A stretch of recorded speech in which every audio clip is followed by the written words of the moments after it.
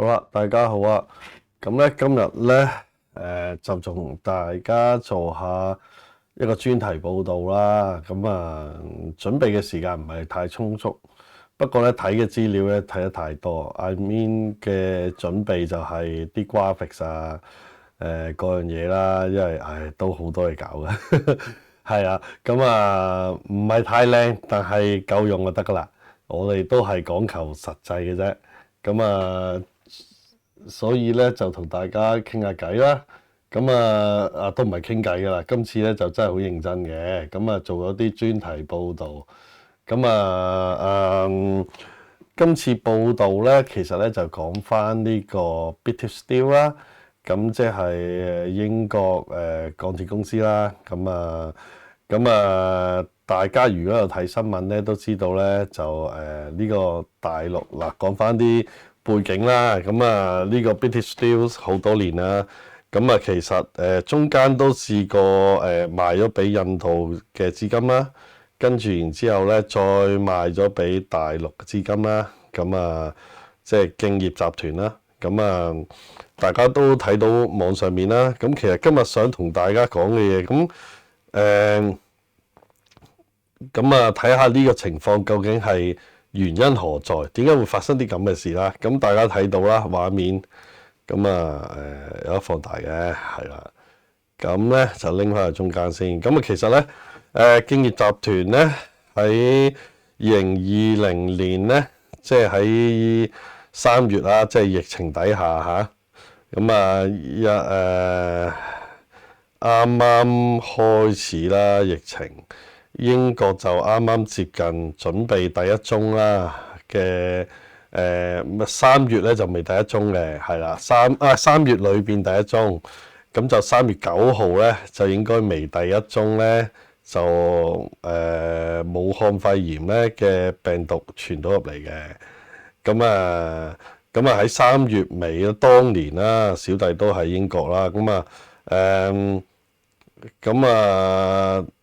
當年咧就講翻啦。3月尾就開始預備 lock down 啦。因為第一單係匯豐銀行出現啦。英國嘅匯豐總行啊，封咗成棟大廈嘅。喺呢啲題外話啦嚇。喺嗰個背景層面裏邊咧，就買咗呢間 British Steel。係啦，即係簡譯英國嘅話，英國鋼鐵公司啦。其實另外仲有一間 UK Steel 嘅。其實我哋調查報道啦，梗係有咩關係啦？大家如果睇到節目嘅嗰幅圖咧，開頭節目面頭出嚟嗰幅圖咧，都估到啲㗎啦。其實咧，呢間敬業集團咧，其實佢係冇心做嘅。佢最想買呢間咧，就係因為嗰陣時好平，咁就可以咧運用啲資金。至於啲資金點嚟咧，咁梗係我係查唔到啦，係咪？就算查到有100%證據，咁點啊？冇意義噶嘛，係咪？對於大家知道來龍去脈咧，當然就最好啦，係咪揾到？但係有啲嘢真係揾唔到嘅，唔係樣嘢我哋都揾到嘅。實際上咧就係喺呢個情況底下咧，個背景咧就買咗呢間 British Steel。我哋估計啦，只可以話俾你聽估計啦，唔會有證據啦。但係因為呢個係調查啦，通常呢啲嘢都係調查報導嘅話咧，通常都好難俾到一個立論大家嘅。就會俾大家自己擺晒啲資料出嚟，自己分析。去睇翻，去睇呢間 British Steel 咧，其實唔好睇佢係一間普通嘅大型嘅鋼鐵公司咁簡單。其實佢裏邊有好多技術。我都係工程背景出身啦，當然我梗係唔係冶煉呢個金屬嘅專家，亦都唔係嗰方面嘅工程師。但係用嗰啲工程概念咧，就可以睇到一啲嘢。佢裏邊咧牽涉嘅嘢咧係好廣嘅。一陣間咧就會同大家逐一分析。希望大家唔好走住啊，因為我哋發覺咧呢啲報道咧好多人都會走嘅。呢個係錄播節目啦。其實咧先介紹下呢間公司啦。呢間公司咧，其實咧係喺英國咧，你如果睇到新聞咧，都係講緊話好多佢做好多鐵路啊，各樣嘢啊。咁其實嗰啲係民用嘅嘢嚟嘅。咁啊，做好多鐵路，英國裏邊嘅本土嘅鐵路啦，嗰啲路軌啦，係啊，嗰啲構啦，各樣嘢。咁當然佢呢個係其中一範啦，因為英國嘅鐵路都要維修保養，咁其實都係好大啦。咁仲有好多建築材料啦、鋼筋啦、各樣嘢啦。咁睇翻落去咧，其實網站而家仲講緊嘅。咁其實咧，點解英國政府咧要出手救呢間公司咧？其實呢間公司就係唔係淨係民用啦，當然。咁即係正如泰晤士河水務。咁嗰一單嘢就俾大陸公司其實唔係嘅，大陸公司係最尾接手嘅。OK， 咁最先咧就係俾一個英國嘅唔係美國嘅投行啦，唔講名啦嚇，費事有咩特別啦。咁攞咗泰晤士河水務翻到嚟之後咧，就不停借錢啦。咁借爆晒佢，然之後咧就當入帳咧就當賺錢，跟住然之後分 dividend 分到間公司咧就掏空咗間公司，然之後咧就掉翻出嚟。咁英國政府而家救唔救泰晤士水務咧？泰晤士河水務咧都冇人知嘅。咁半生不死啦，會可能借啲錢俾佢啦，咁吊住，但係佢唔會好似今次咁 British Steel 成間變咗國家買咗先，即係英國國家啊！我講我嘅國家係英國 ，OK， 咁買咗先，咁咧就係呢件事情咧就係所以睇到咧，其實佢唔係民用咁簡單嘅 ，OK， 佢最高技術咧就係喺軍事用途。咁係一啲飛機啦、戰機啦、潛艇啦，仲有英國兩艘航空母艦最新嗰兩艘啦。咁伊利沙伯號啦，係啊。咁女王號、伊利沙伯女王號同埋親王號啦，係啦。咁兩艘嗱睇到畫面咧就係R08啦。咁咧其實佢咧就全部。絕大部分咧都喺 British Steel 嗰度供應㗎啦，去做。咁仲有一樣嘢咧，點解呢間大陸公司要買咧？其實就係要呢啲技術。佢從來咧都唔係諗住有心經營呢間嘢嘅，所以咧英國政府話我俾多5億你資助你繼續營運，幫佢買賣嗰啲鐵礦石。跟住，然之後咧，幫佢大量採購啦，用政府嘅名義去採購咧，俾翻佢繼續做咧，佢都唔做。佢咧仲還價就要翻攞10億。咁即係點解咧？因為佢要翻以前佢買嘅時候嗰啲成本同埋中間投資，盡量翻到多啲啊嘛。咁英國政府話：喂，我投資俾你，你咪認真做先。咁你唔係認真做，你隨時將啲錢抽走嘅。咁咪即係攞咗政府嘅英國政府嘅錢啦，然之後去補貼佢哋去營運間公司。咁其實佢根本冇心做啦。點解咁講呢？就係因為佢純粹就係為咗買呢間公司翻到嚟，攞咗個技術。咁有咩技術可以幫助到佢做呢？咁其實大家估到啦，其實呢。中國咧而家有001唔係去做啦，係咪？002啦、003啦，咁有隻004啦，係咪？係啊，04做緊嘅，咁咧就係就係核動力航母啦。相信係，咁唔知佢做唔做到？不過嗱，你睇維基咧就睇埋多種語言啊，英文啊。中文咁因為有啲唔同啊，所以大家睇嘅都要小心啲。咁佢攞咗呢一個嘅時候，其實最主要做啲咩咧？咁我用工程師嘅角度嚟睇啦。咁 British Steel 咧，其實最主要咧，佢做船先啦。佢做船咧好犀利嘅。嗱呢隻咧就係普通載人郵輪啦，我哋叫英文都係叫 cruiser 噶啦。咁咧就其實咧好犀利嘅，即係大家睇到咧係可以做到咁大隻，係全球最大嘅呢隻，即係現時。咁係22,000幾22,700,000噸係嘛，361米長。咁啊，其實咧係咁大隻嘅郵輪咧，仲要個地面咁多咧，係啊，即係個長度咧就係4個足球場啦。咁咧要做到咁大型咧，又裝到咁多嘢啊，當中咧呢啲又可能又會有 theatre 啊、戲院啊嗰啲各樣嘢，要做到好大嗰 structure 咧，都冇柱咧，講真咧係好難嘅。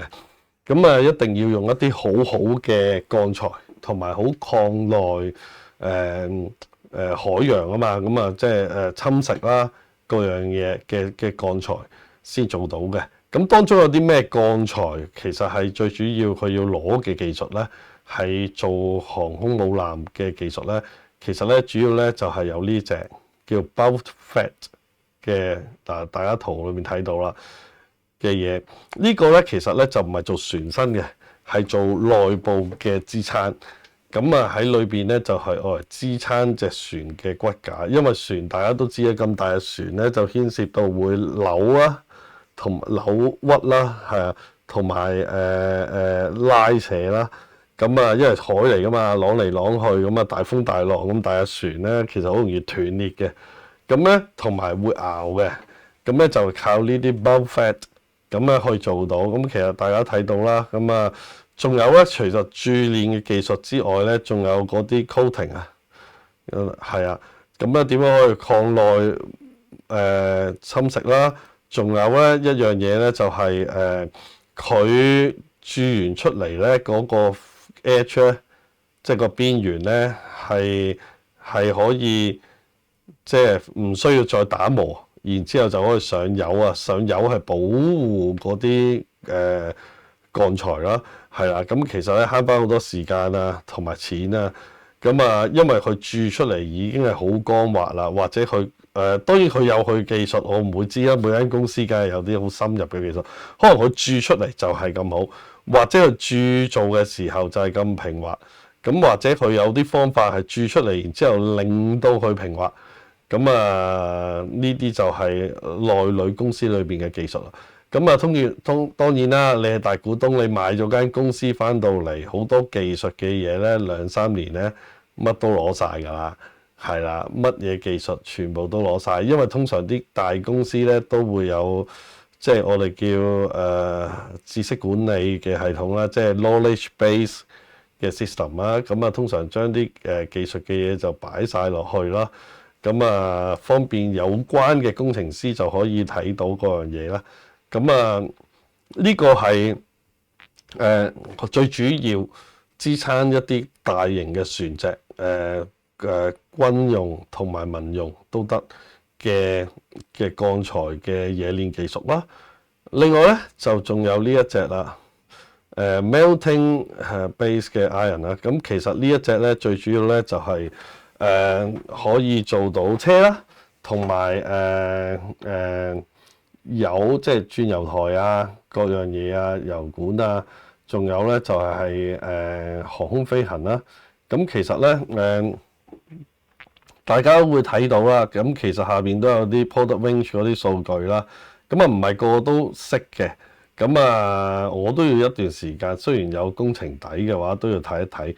咁其實咧係呢啲咧都係一啲好重要嘅冶煉金屬嘅技術。咁啊，大家睇翻 Bulkfed 啦，咁其實佢有唔同嘅 grading 啦。咁啊，呢個 string 即係有幾硬啊，抗屈啊、抗接，其實就有好闊嘅。咁啊，呢啲技術咧，其實佢哋攞完之後咧，其實就要有間公司咧唔生唔死噶啦，就諗住掉翻俾英國政府。最好如果咧氹到佢咧，就再出多啲錢，咁佢啊翻本啊，直情係即係當初投資入嚟嘅時候，咁啊當然翻唔晒嘅。OK， 減少大家都知道啦，減少嘅使費咯，最主要。咁而家都唔係好勁啦，大家都知道佢哋嚇。咁啊，所以屈得就屈。咁啊，英國政府都唔會蠢得晒嘅嚇。咁咁攞到呢啲技術之後咧，其實咧佢就可以做到好多嘢嘅，因為其實有啲嘢我哋唔 show 出嚟啦。咁其實攞到好多資料咧，就關於呢我哋喺OK 呢個呢間造船廠咁做出嚟嘅。咁呢間造船廠咧就買咗好多 British Steel 嘅鋼材啊嗰樣嘢嘅。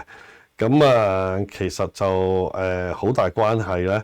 其實咧我哋咧估計咧佢都係用喺004啦。同埋咧仲有一個咧就係嗰個如果核動力咧，因為佢海用咧其實就唔同潛艇用嘅。潛艇用嘅核子反應堆咧就簡單啲，容易做啲嘅。咁喺海面咧又要係有嗰啲咩咧叫做鹽啦，就會影響啦。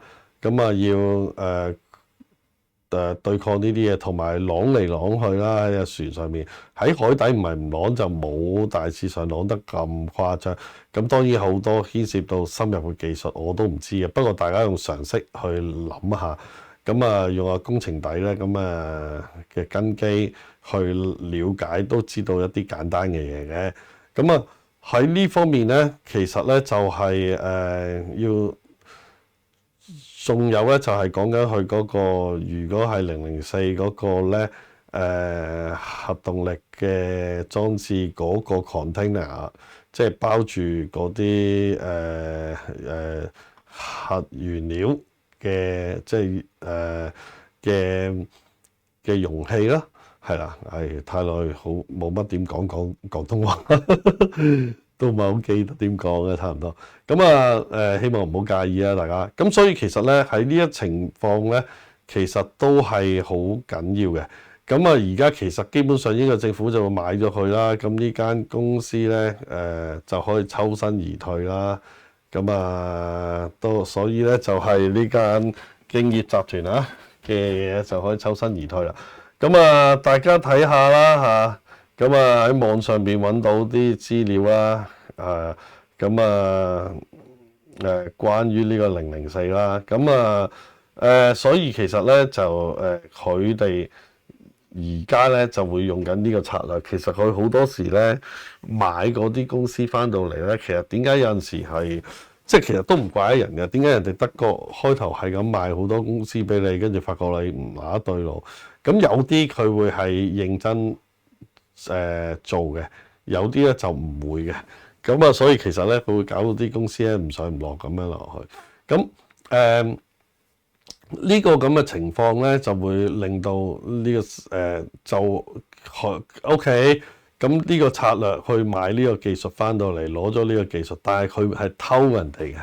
OK，即使你係冇公司，嗰間公司裏邊嘅資產係 within 喺法律上邊係 within 嗰間公司嘅，你係冇公司要用咧，其實你係要俾一啲 license 啦或者 royalty 啦，去攞啲技術翻到嚟嘅。但係大家都明啦，你係大股東插晒啲人落嚟落晒啲工程師落嚟，乜都攞晒啦，幾年啲嘢技術。所以佢唔會將嗰啲嘢喺英國裏邊生產嘅，因為有啲咁高科技嘅鋼材應該出口咧，大陸應該唔得㗎啦。所以咧就佢哋應該會攞咗個技術，然之後可以翻去咧喺大陸裏邊咧就自己 repeat 啦去做啦。呢個係少少嘅調查報道啦。即係坊間出邊，其實呢個新聞咧都出咗好耐啦。其實好多人咧都講緊，哇！呢間公司做得唔好啊，嗰樣嘢。其實甚至乎英國人咧都冇乜點睇到呢啲嘢嘅，淨係話佢哋管理不善咧，就又話要閂咗高爐，因為個高爐咧要不停燒嘅，因為唔係咁容易上到嗰個溫度，同埋如果閂咗之後咧，基本上未必上到去嘅，因為啲嘢降咗溫之後咧，冷縮熱脹咧會裂啊，各樣嘢個 structure 會有問題嘅。所以其實咧就唔閂得嘅，基本上一路係咁住。大致上咧就係咁啦。其實香港你哋咧媒體應該唔會有呢方面嘅調查報導㗎啦。咁海外嘅就算係一般，我見到唔同嘅 channel 其實都冇呢方面嘅報導。當然啦，我哋呢個 channel 其實真係講真，要用時間去分析啊，要睇啊，要查資料啊，咁落去嘅。咁我哋都會講翻，其實呢件事情就係咁啦。咁所以咧就做咗一啲調查報導咧，希望就俾多啲 insights 大家。咁咧即係最緊要咧就係最緊要咧就係大家有知情權啦，知道呢啲嘢啦，了解咗呢啲嘢咧，亦都係對自己學識咗樣嘢，亦都係可以喺分析唔同嘅角度裏邊着手嘅，係啦。今日同大家講住咁多先啦，預告下啦，嚟緊咧就會講下嘅，因為咧最近咧係啦，嚟緊可能揾阿金先生過嚟同大家傾下關於咧就係嚟緊啦10月啦美國出咗份報告啊，最快咧10月咧就係解放軍咧就侵佔台灣有機會。呢方面嘅嘢咧，大家作為星斗市民，要醒目嘅話咧，應該點樣籌備咧？無論你喺海外啊，身處喺香港啊，啲資金點樣準備啦？其實都係同埋有啲咩策略性嘅準備啦，呢方面嘅嘢咧就可以遲啲同大家就再傾下，預告下啦，係啦。好啦，今次呢個報道咧就講到呢度啦，係咁啦，拜拜。